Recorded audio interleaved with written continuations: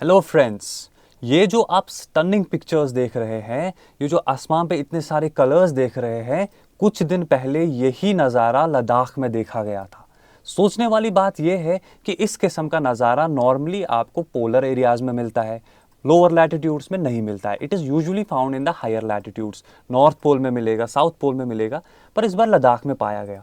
तो आज हम जानते हैं कि ऐसी चीज़ लद्दाख में क्यों पाई गई और ये चीज़ क्या है। बेसिकली इसको हम कहते हैं ऑरोरस।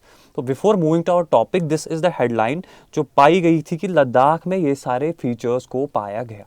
नाउ मूविंग टू द ऑरोरस, तो ये क्या होते हैं? अगर आप यहाँ पे अर्थ के नॉर्थ पोल को देखेंगे और साउथ पोल को देखेंगे, यूजुअली आपको ऑरोरास जो है इन ही रीजन्स में मिलेंगे, not in the lower latitudes, because of the solar फ्लेयर्स। वो हम आगे देखेंगे कि ये कैसे बनते हैं। राइट नाउ लाइट जो आसमान पे होती है of different colours, it can be pink, it can be violet, it can be red, green, these are the colours जो आपको यूजुअली मिलेंगे एसोसिएटेड विद द ऑरोरास। अब अगर यही ऑरोरा आपको नॉर्दर्न हेमिस्फीयर में मिलेगा तो इसको हम कहते हैं ऑरोरा बोरियलिस, और अगर आपको ये ऑरोरा साउथ में मिल गया तो इसको हम कहेंगे ऑरोरा ऑस्ट्रेलिस।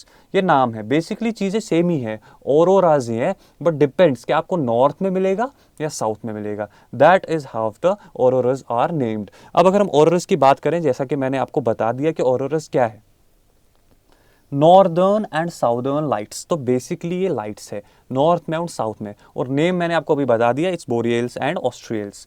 अब हम बात करते हैं कि ये बनते कैसे हैं, बट बिफोर वी नो कि ये बनते कैसे हैं, आपको थोड़ा बहुत जानना पड़ेगा सन के बारे में। सन से कुछ बहुत ही इंपॉर्टेंट रेडिएशंस आती हैं। सबसे पहले तो हम बात करेंगे सोलर फ्लेयर्स की। सोलर फ्लेयर्स क्या है? ये एक इंटेंस बर्स्ट ऑफ रेडिएशन है। इंटेंस बर्स्ट मतलब बहुत ही स्ट्रॉन्ग रेडिएशन है जो एसोसिएटेड है with the magnetic energy.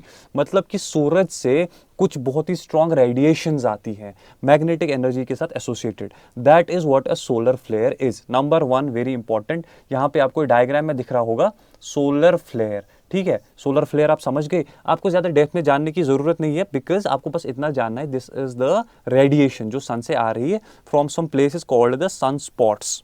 Sun spots क्या है, that's not necessary right now, just remember what solar flares are. उसके बाद एक और चीज जो सन से आती है, that is the coronal mass ejection. Coronal mass ejection क्या है? कोरोना अगर आप देखेंगे, ये वो वाला कोरोना नहीं है कोविड वाला, this is the outer layer of the sun. तो outer layer of the sun पे जब आप देखेंगे, इसको हम कोरोना कहते हैं। इसके थ्रू जब एक plasma, plasma and magnetic field, plasma मतलब जहां से आप ये देख रहे होंगे कुछ छोटे छोटे पीसेस, ब्लैक कलर के डॉट्स जो आपको सन के पास से दिख रहे होंगे, ये पीसेस जब सन से आते हैं और along with the magnetic field, इसको हम कहते हैं coronal mass ejection. Basically solar flares और कोरोनल मास इजेक्शंस दोनों ही associated with the magnetic field. तो याद रखना ये दोनों किसके साथ एसोसिएटेड है? मैग्नेटिक फील्ड के साथ। अब हम आगे बढ़ते हैं। अगर आप इस इमेज को देखेंगे, यहाँ पे आप एक चीज देख रहे होंगे, ये हमारा सन है और यहाँ पे आपको अर्थ मिल रही है। आपको पता है कि अर्थ का भी अपना एक मैग्नेटिक फील्ड है। अब वो कैसे बनता है, that's a separate topic, but earth का भी अपना एक मैग्नेटिक फील्ड है। ये जो आप ब्लू कलर की लाइंस देख रहे हैं, this is the magnetic field और the magnetic lines associated with the earth. अब जब यही because of the solar flares and solar coronal mass ejection, solar wind तो आपको पता होगी, ये जब इन सब चीजों को अर्थ की तरफ लेके आती है सोलर विंड, तो यहाँ पे आपको मैग्नेटिक शील्ड जो दिख रहा है ना, ये अर्थ को बचाता है ऑफ दीज रेडिएशंस, ये अर्थ की तरफ इनको आने नहीं देता है। अब अगर आप ये देखेंगे, यहाँ पे जो आपको दिख रहा है एज एन आर्क शेप्ड, तो यहाँ पे आपको पोलर एरियाज में इनकी कम स्ट्रेंथ दिखेगी। पोलर एरियाज आर मोर और less affected by this molar magnetic field. तो इस वजह से जो ये सोलर विंड आ रही है along with the solar flares and coronal mass ejection, वो डिफ्लेक्ट होती है टुवर्ड्स द पोल्स और फिर जाके वो पहुंचती है पोल्स के पास। अब जब वो पोल्स के पास पहुंचेगी, मैग्नेटिक फील्ड को क्रॉस किया, तो वहां पे अभी क्या फेस करेगी? It will face the atmosphere of the earth. ठीक है, यहां से हमारा खेल शुरू होता है। एटमॉस्फेयर ऑफ द अर्थ पे क्या होगा? Suppose this is the coronal mass ejection जो आ रहा है, और सोलर फ्लेयर्स जब ये यहाँ की तरफ आ रही हैं, तो आपको अर्थ पे क्या मिलेगा? आपको यहाँ पे डिफरेंट टाइप्स ऑफ थिंग्स मिलेंगे। सबसे पहले तो आपको ऑक्सीजन मॉलिक्यूल्स मिलेंगे, नंबर वन। दूसरी चीज आपको मिलेगी nitrogen, correct. These are the gases that are already present in the atmosphere. अब जब ये रेडिएशंस यहाँ पे जाएंगी, बिकॉज दे आर चार्ज्ड इनमें एनर्जी है। तो ये ऑक्सीजन मॉलिक्यूल जो यहाँ पे है, इसको जब ये टकराएंगी तो ये इसको एक्साइटेशन स्टेट में लाएगी, it will raise in the energy, इसमें हाई एनर्जी आ जाएगी, तो it will get excited. Same will happen with the nitrogen as well. तो इसके बाद वंस दिस स्टॉप्स और इट रिड्यूसेस, तो इसके बाद ऑक्सीजन को वापस अपनी जगह पे आना है, जो एक्साइट हो गया था बिकॉज ऑफ द रेडिएशन। अब वो रेडिएशन जो है उसका उतना दबाव नहीं है, तो क्या होगा कि इसको वापस से अपनी स्टेट में आना है। तो जब ये वापस ऑक्सीजन अपनी स्टेट में आने लगेगा, when it will come to the ground level, तो क्या होगा वहाँ पे, आपको क्या लगता है, जब एनर्जी रिलीज करेगा ये, तो किस फॉर्म में करेगा, it will release in the form of light, और तब जाके ये अपनी जगह पे वापस आ जाएगा। तो जब ये लाइट रिलीज करेगा इन द पोल्स, तो वहाँ पे क्या होगा कि आसमान पे आपको बहुत ही ग्लोइंग कलर्स दिखेंगे।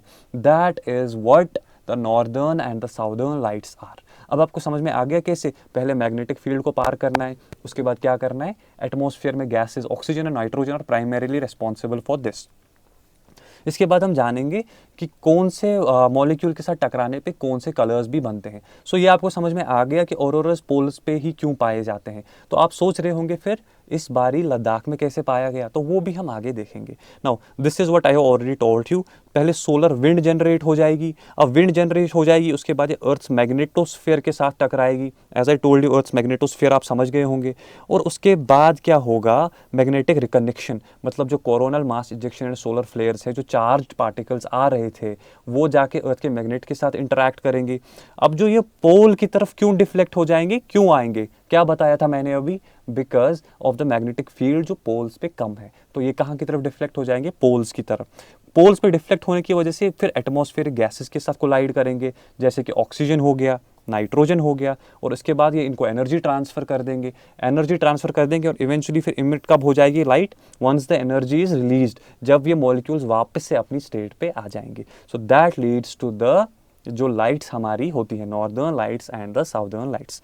अब डिपेंड करता है कि कौन से मॉलिक्यूल के साथ क्या हो रहा है। सी, अगर ऑक्सीजन के साथ हायर ऑल्टीट्यूड्स पे हो रहा है, तो वहां पे आपको मिलेगी red light. Clear, red light कब मिलेगी, two things, oxygen at higher latitudes, red light. अगर ऑक्सीजन के साथ ही lower altitude, sorry not latitudes but altitudes, altitude अगर हाई होगा तो रेड लाइट होगी, अगर ऑल्टीट्यूड लो होगा तो क्या मिलेगी आपको, green light. It is very common, green light सबसे ज्यादा कॉमन है। एंड इवेंचुअली नाइट्रोजन के साथ आपको पर्पल या रेड लाइट, पर्पलिश मिलेगी, not pinkish purplish, it will be everything. So what is important here is to, आपको पहले वाला जानना है, रेड लाइट। क्यों, क्योंकि जब लद्दाख में पाया गया, you will find red light. जो आपको बैकग्राउंड में इमेज दिख रही है, दिस इज फ्रॉम लद्दाख, आपको रेड लाइट मिली थी वहां पे।